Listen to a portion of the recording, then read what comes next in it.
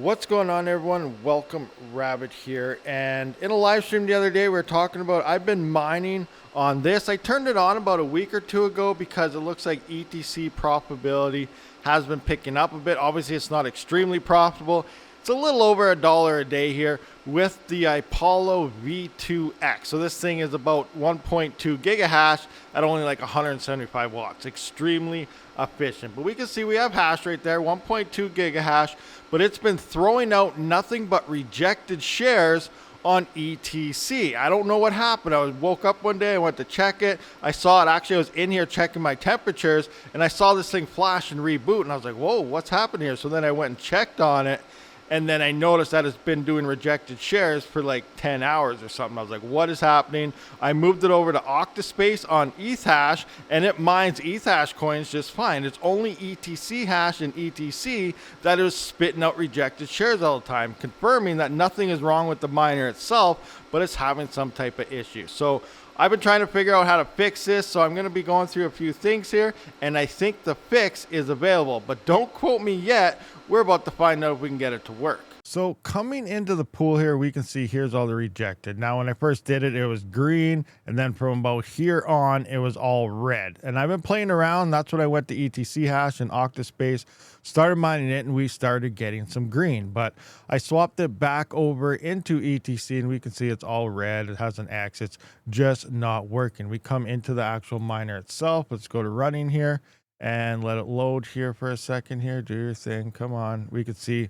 43 rejected shares, 0 accepted. So it is not working. But again, if I plug this into ETH hash, so move this over and come in and move it to ETH hash here and mine any ETH hash coin that the DAG allows, and then it mines just fine. So it's something to do with ETC. Now coming into Ipollo's website here, and I'll post this on my site as well, they have firmware v2.136160. Now if I come into here and look at my firmware, it says V8 128.149. So I don't know what they mean by this. Now, obviously, V2 stands for the V2 and 136160.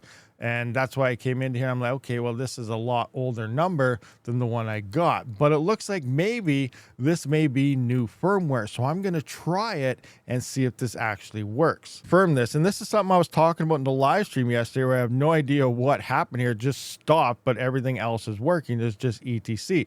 I got a notification from K1 Pool because I was talking to Ipollo and I went to their online chat to see what my issue was the other day, and they weren't answering. I couldn't get through to them. So, we'll just have to wait to see what happens. But then today I seen this and they did tag me into it. It says urgent for Ipollo V2 owners. And I was like, has your V2, V2X, or V2H stopped on ETC after block 23.1 million? Now, I don't know what block is stopped, but obviously it's probably this one. I just know it stopped. And all of a sudden I had a big light in my head. Okay, what's going on? There's a solution here. And it says new firmware released. And that's the one we see right there, 136160. Confirming here, 136160. So this is confirmed by K1 Pool that will fix it. So I'm going to try it and let's see what happens. All right, so that is complete. So now I'm just going to go into Flash Image. So I'm just going to come into here. We are going to browse it, go into my downloads. Here is the firmware bin. We're going to open that up. Yep. Upload. So there we go. We are uploading the new firmware. And if this does work, I will have a link to my website. I'll upload this with the other firmwares I have. Keep settings. I always like to just remove this. I don't want to keep any settings or do that. So just continue.